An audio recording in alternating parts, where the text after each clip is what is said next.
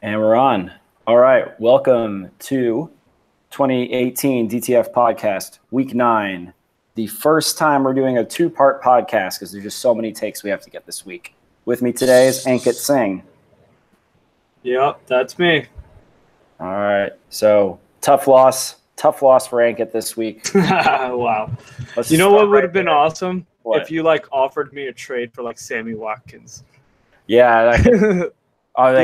The old sell high on Sammy Watkins. Yeah, the old I'll give you Sammy Watkins for Joe Mixon and Tyreek Hill. Oh, yeah, absolutely. I mean, Tyreek Hill is injured. He's the past. Sammy Watkins, the future, clearly. I meant T.Y. Hilton, but, I'll let it go. All right. First, congrats to you. Great win, great trade, great everything. I love – honestly, I think I lost because Ryan Fitzpatrick came in. You know what I mean? That changes everything for Mike Evans. He's a different player with Ryan Fitzpatrick. Yeah. So, good on you for getting him. I mean, he's awesome. There was no way I could have predicted that. I mean, sort of end of the first half, I'm sitting there. Mike Evans is 48 yards, and I was like, oh, I don't know. Maybe if I could get up to if I could at least put up 8 or 9 points, then I'll feel less shitty about trading away Julio because Julio is only really good for 8 or 9 points a week, right? But I traded him away. Yeah. But then the Fitz magic came in after the 4th interception from Jameis, and there was that 75-yard touchdown. Then all of a sudden I was sitting at 20 points, and I was feeling pretty good. I mean, yeah, I feel bad for shitting on Julio so much because he's really, really good, but he just in our format, if you don't catch touchdowns, you suck. Yeah, it's just it. I can't. There's nothing. You can get 1,700 yards, but if you catch 3 touchdowns, you suck to me. I thought this was good. I mean, every year I think is going to be the year. Last year I had him, thought it was going to be the year. This year, game 1, he puts up 186 yards against the Eagles, and I was statistically, he's going to have to catch a touchdown at some point. Then come week 7, 8, still not happened. So had to make a move. That's the fucking shitty part because all your intelligence tells you to chase yards, and then. And then they get because you'll get 8 touchdowns, 10 touchdowns. He's in a good offense. Then he gets 3 touchdowns. You're that's a big difference. Yeah. So I mean, though, I had to sell on Julio. He was on bye. So basically, the 2 offers that were most attractive to me was Joe's offer, which was a bit more than I wanted to pay. I thought a fairer price would have been Julio and Smallwood for Mack and Evans, at least at the time I was buying. But he wanted Freeman. But he wanted Freeman because he wanted a player to play flex. But Freeman was injured, and Smallwood wasn't. I don't get the Royce Freeman ad. I really don't for Joe. I really wanted Freeman. So no, he's talented. He's good at football. Yeah. If that's Joe's case, he's good at football. But Philip Lindsay's not going anywhere, and he's the healthier of the 2. Yeah. So I guess we could just talk about trades, right? Yeah. All right. So, okay, so you want to go over my first big trade or the second big trade? Well, by the way, just chronologically. Why not? All right, so the first trade with Tommy, what was the trade again? Let me look at my roster. Okay, so I got the Bears backfield, and I got Devontae Adams. All right, so 7 losses is the line for me. I mentioned it a few weeks ago. And you got Drake, too, at that trade. Fuck Kenny Drake. I have him. I'm playing him. Fuck him. I don't care. But it's 7 losses is the line because after 7 losses, if I lose again, mathematically, I don't think I can win a championship. But up until now, there's 1%, 0.1%. I don't care. It's still possible. So I have to really, really, really try for a championship. If I don't get this, then I'm just really, really trying against Steven. That's about it. So I was okay, I like the Bears backfield. I think they have a good defense, which is great. They have 2 excellent playmakers who I will play both at some point this season. I promise you. I will play Jordan Howard and Tariq Cohen. I think over the last 4 weeks, I did the math, they averaged 25 points. You start them at the same time? Yeah, I just bought a Todd Gurley in my mind. I just bought 25 points a week with them 2 combined. So I was okay, there's some weeks where that's going to play, especially Drake has a bye. The biggest thing I did from an overall team standpoint, I know I have to kind of be that rare team with a high floor and a high upside. It's a really weird mix. Yeah, because you have to, because you've been balling out. You have a good points for, so you just need to get wins. You can't afford to be like taking boom or bust guys. Also, like literally 7 teams in this league are trash. I think maybe like at 5 are definitely trash, but up to 7 teams are complete trash. But like the weeks they go against me are their outlier weeks. Or that has been true for most part. But I've had my bad weeks too. But I'm not here to bitch. But so I got stacks. I got the Rodgers, Adams, Aaron Jones stack, which I'm really high on the Packers offense. Yeah, because the Tymont trade helps with that too. Oh, huge. That's just I was starting Aaron Jones before that, but his snap counts were amazing. And like he's a guy who like changes the offense for the Packers. Like so if the Packers have been averaging 400 yards, they're going to average more yards. Now they're going to have more possessions, more. It's good for them. And the Chicago Bears defense was a huge get for me on the second trade, because now I can stack the Chicago running backs with the defense, and like they have some really favorable matchups going forward. So it's like, okay, like maybe we can pull out something. So you sold your Vikings stock to buy stock in you sold your Vikings and Lions stock to buy Packers and Bears stock. I have to concentrate at this point. I have to go very highly correlated games, because like the whole like if any loss takes me out of it. So yeah. I understand the impetus for the first trade. You can stack receiver. Thielen's a big price to pay, but what we're saying that do you think he's due for regression? Like when do you think Thielen doesn't have a 100-yard receiver? Thielen is the ultimate fantasy asset. He plays in the slot, which is like easier because you get the third best cornerback on the opposing team, and he's like a wide receiver 1 level talent, and he's got Kirk Cousins who's just chucking it. So like he's a lock.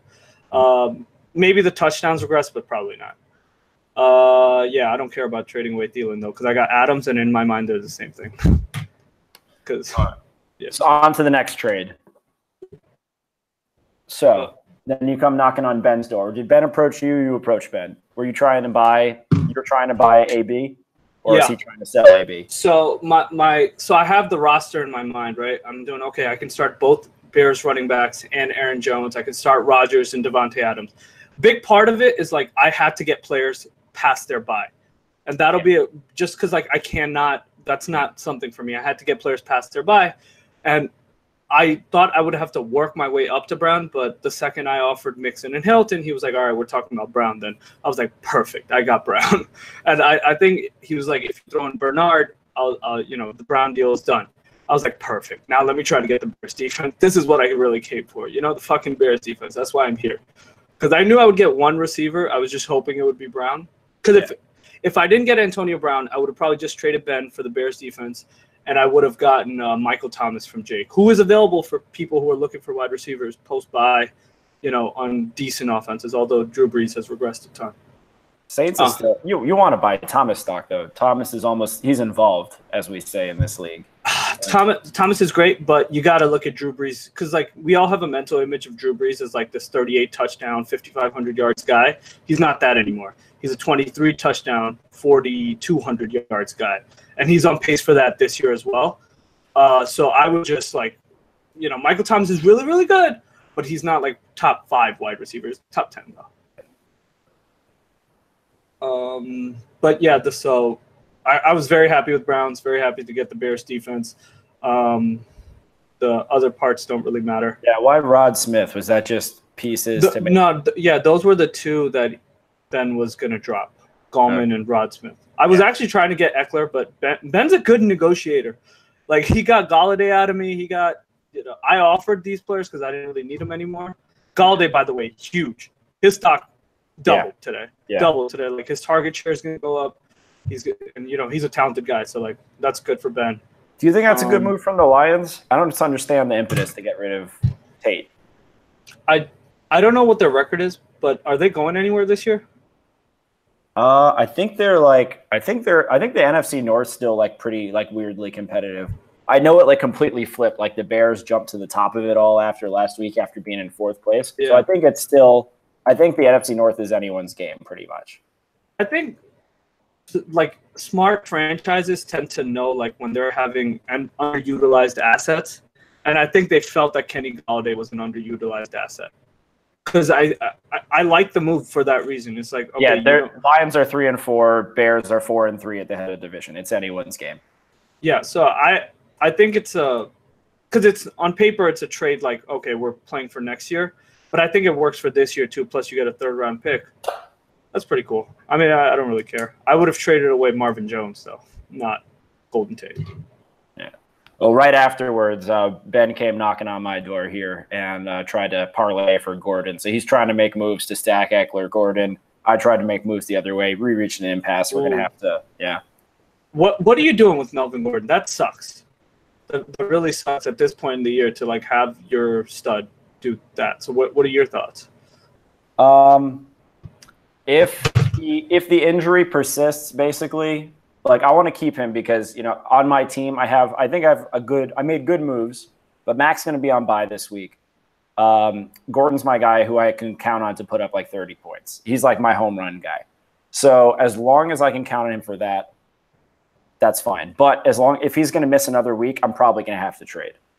Like I have Tommy again later in my schedule. I can only afford to lose like 2 more games by your logic. So I really can't play around week to week.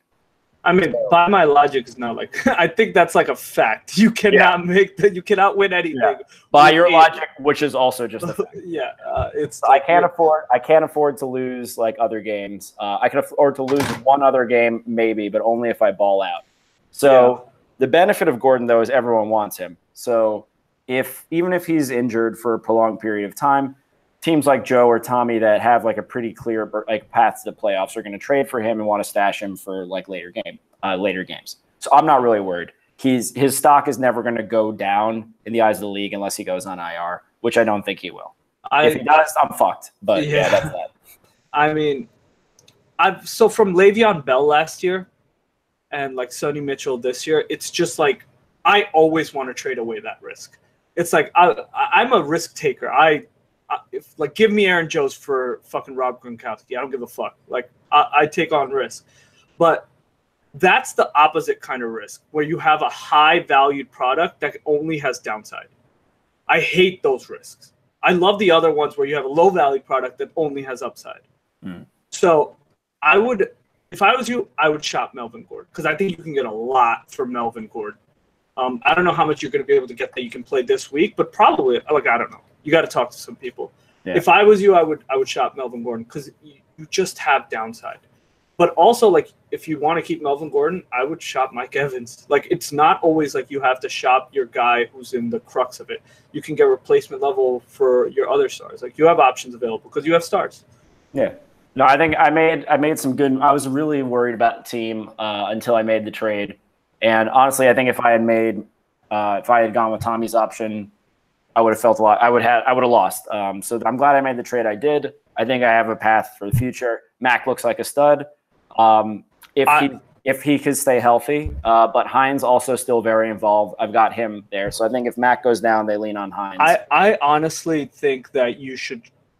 Honestly, another great opportunity for you is to package Mac and Hines and try to ship them off because they're on their bye week, which try to get some players post bye to like teams in favorable positions because like that's a thing. Like the things that we can do at the bottom of the standings are not things teams above can do because like they can't. The risk reward is different up there. Again, yeah. So I can afford to trade bye week or injured players to teams like Tommy or Joe or Jake or something maybe not Jake, but like Tommy or Joe for sure. I can afford to take on some risk. So we'll see. Yeah, I'll look at how the injury situation shakes out. I'll look how free agency shakes out, and hit me up with offers. Everyone's available for trade. Except Juju. I want to hold on to Juju. Actually, no, Juju's up for trade too, but I like him, so he has to be a good offer. I just bought the other end of that. I bought Brown. So, wow, I really like having Antonio Brown on my team. It's really like reassuring to look at your team and you have Antonio Brown. Devontae Adams and Antonio Brown. Yeah, I was like, wow, how did I do this? It's cool. Yeah. But I'm very proud of the league because I was really worried like today was going to be a day of like a veto or like something just stupid. You know what I mean? Yeah. Just like we were going to get into a petty argument over like what one person thinks about the future versus what everybody else thinks about the future. And I was like, I was so happy we didn't do that. Yeah, if anything was going to get vetoed, it was going to be the Bell trade, I thought, and that got pushed through pretty quick. Oh, can we talk about that trade for 1 second? Sure, 1 second. Like, that's a terrible trade. That is. So... I forget. I think Rohan mentioned it, but he's like, "Yeah, this is the last Infinity Stone, and yeah, this is like Le'Veon Bell is the Soul Stone for Tommy's Infinity Gauntlet. Like now he's set. We're all like, oh, maybe." I thought about doing a stat shot for like, what if James Conner wasn't, what if like James Conner wasn't a factor? Tommy's team would still be great. But would he be 8-0? I don't know actually. So I was like, what if Conner goes away? He's got the best running back in the league.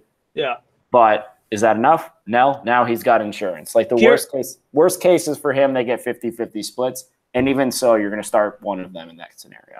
Well, the Tyreek Hill injury actually, I think, is going to play a part in like a little bit of regression to Pat Mahomes.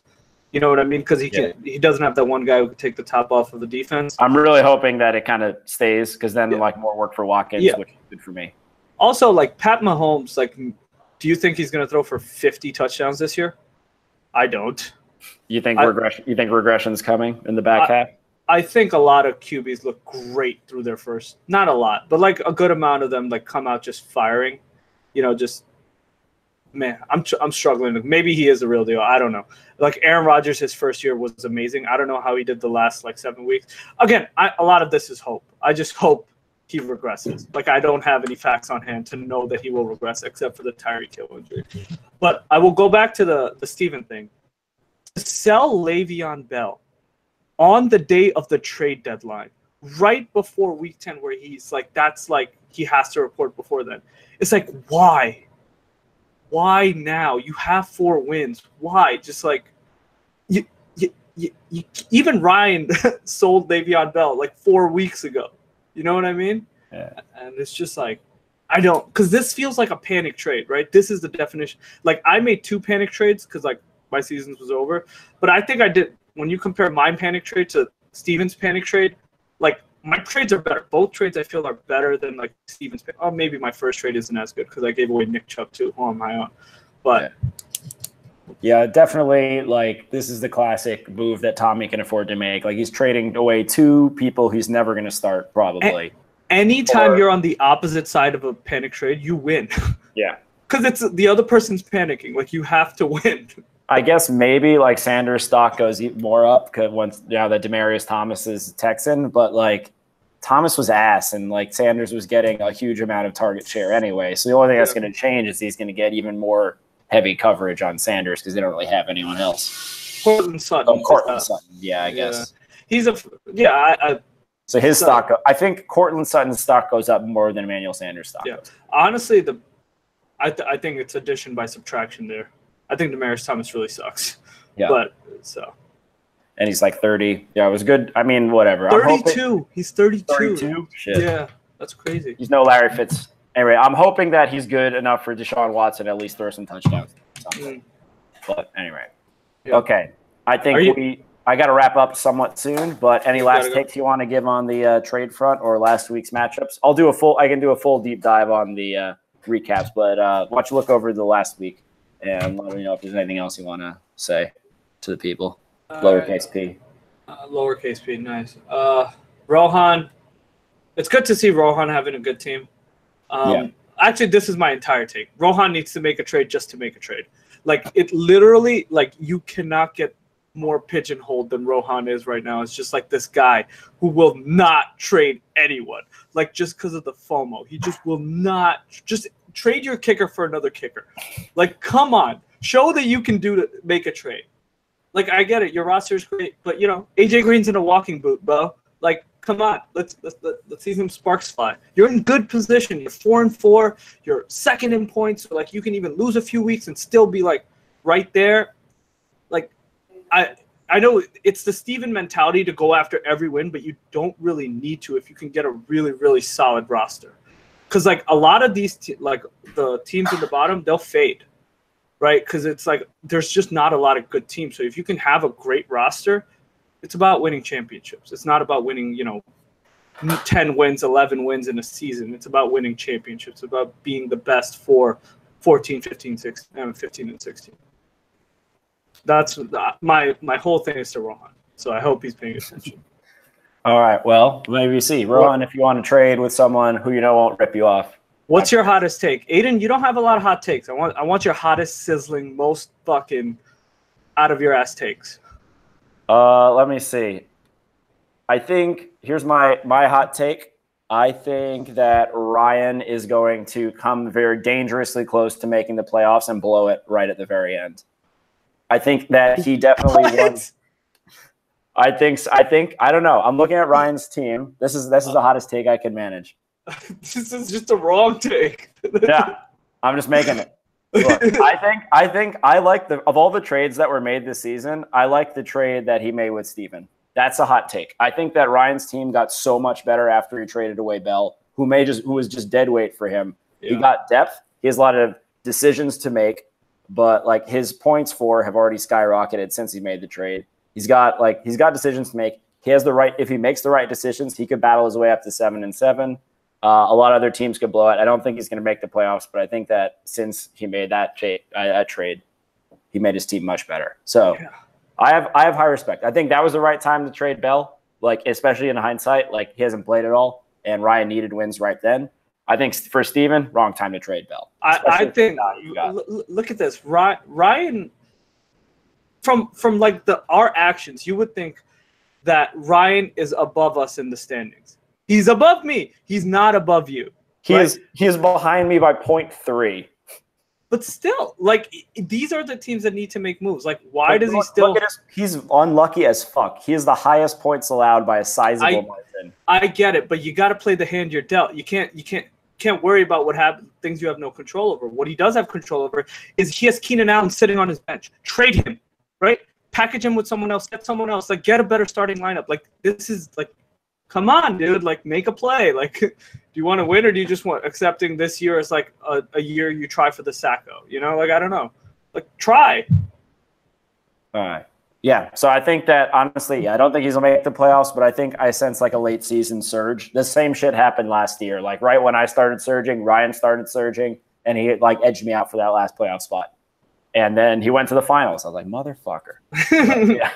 Could have been me. Could have been me. Could have been you. All right. Well, that's my hot take. We'll see if it pans out. Probably won't. Yeah. Good luck tomorrow with Ben and Steven, or just Steven. I think ideally Ben and Steven. We'll see if I can get them both. Well, actually, no. Ben can't do tomorrow. Just Steven tomorrow. We're gonna get a pre-recorded take from Ben to be aired. So he won't even have to field questions. He won't have to defend anything. It's a perfect Ben platform. Just shout to the league and then fade. I think Ben won our trade. And, like, I don't think it was close, in my opinion. I knew I was losing the trade, but I didn't care. I think your trade made both teams better, which is, like, right. Yeah. That's all that can happen. Kenny Galladay is going to be a monster. It's going to be awesome. And I told T.Y. Hilton, too. Fuck me. All right. Great to have you on the pod. Join me back tomorrow for part 2, where we go over a more standard format. All right. Later, guys. Peace.